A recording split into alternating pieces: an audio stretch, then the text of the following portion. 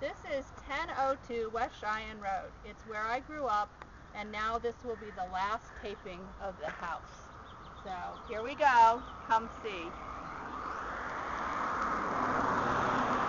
We start up the front walk.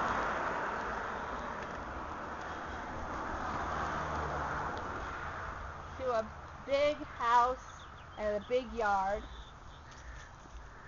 This is a drainage pond that's usually empty of water, but once in a while I got to play in it full tilt full of water.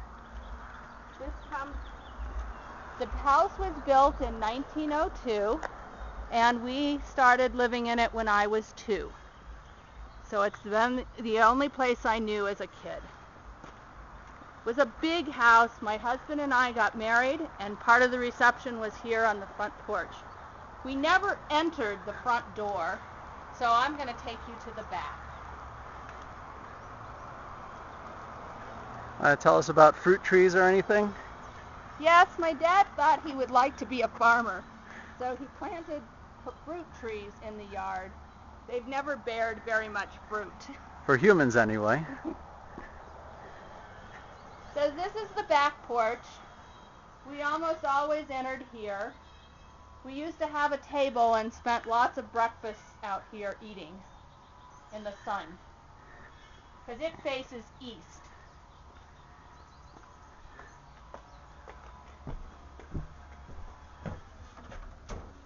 And it brings you to the front door, the kitchen. The kitchen is about the only part of the house that was ever redone. It was redone when my brother was born, shortly after he was born. So probably somewhere around 1970. All right. So we're going to go up the kitchen stairs to the upstairs where we had all of our bedrooms.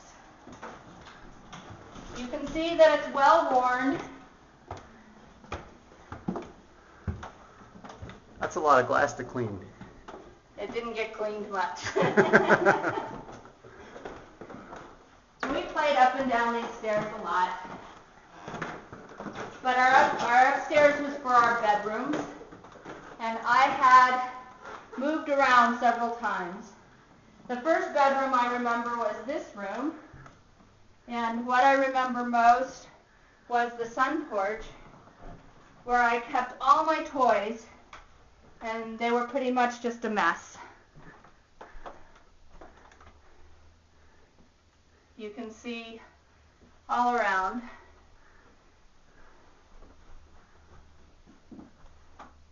At some point this became my parents' room and really was the biggest master bedroom. So they slept in here and had a sitting area in there. This is the one room I never had as a bedroom.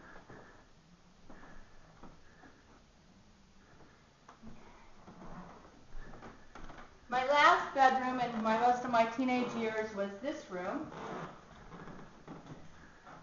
which looks to the west, out to the mountains, and was painted dark green when I lived here. Now we'll go on down the hall.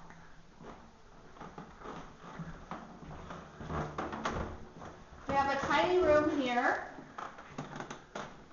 It often was a laundry room for ironing.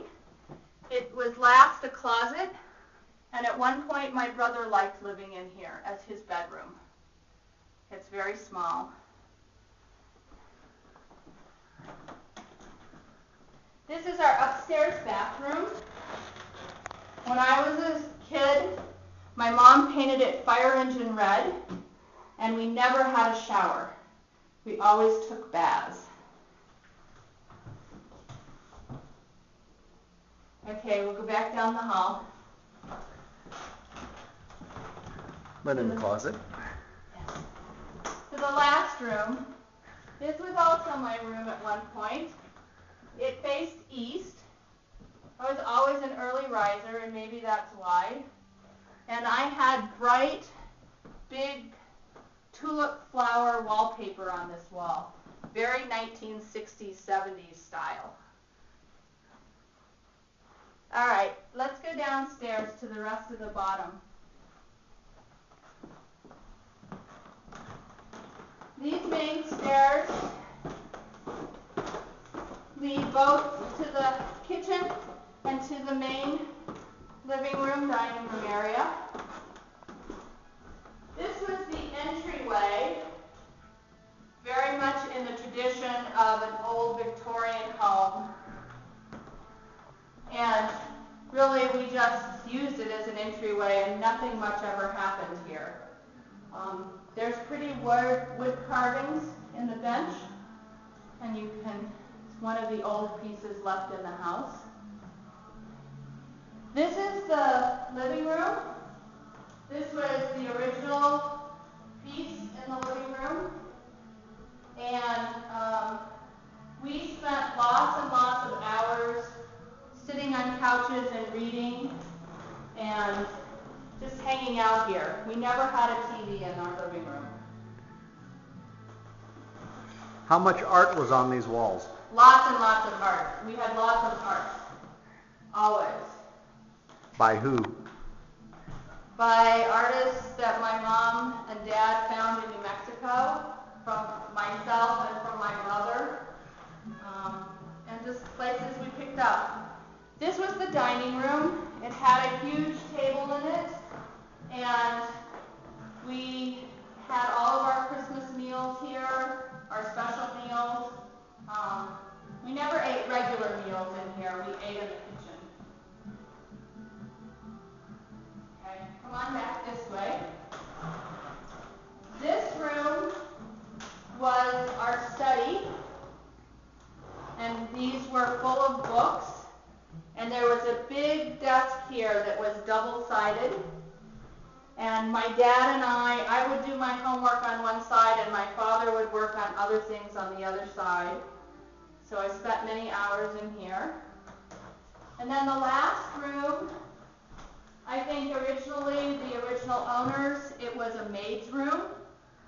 And for us, there was a piano here most of my life, and it was where we practiced music. And it was always one of the coolest rooms in the house, so sometimes we would sleep here in the summer.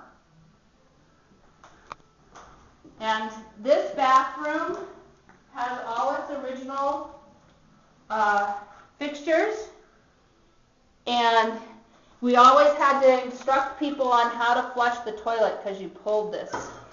And then this was our giant bathtub, and when I was little, if you filled it up, it came up to my neck when I was little, and it was always fun.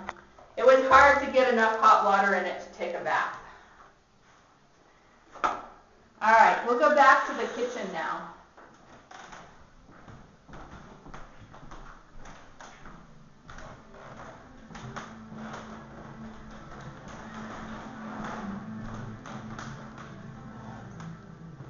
In the kitchen, there was a giant old chopping block that wasn't refinished. It just came out of a butcher shop, and we put all of our coats and everything. It was usually piled with stuff.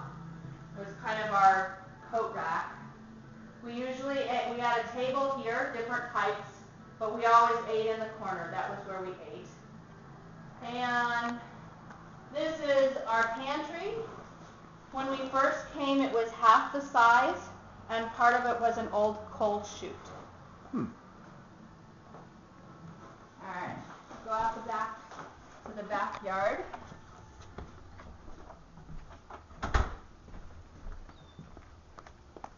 And if you look at the backyard, in this corner, next to the garage, is an old, was our patio, and we ate lots of times out there all summer and grilled. And then back in this other corner where you see the fencing, that's where our animals stayed. We had dogs and chickens and rabbits and all sorts of things. And if you look at the house, it's got tons of big stone on the bottom, and from our understanding, those all came out of the basement when they dug the basement. There are all sorts of stones in the yard, and when my dad dug a garden, he picked up lots of little stones and found them all the time. So they're very prominent here. So this is the Weir homestead, and now it's moving to someone else, and it was a great place to grow up.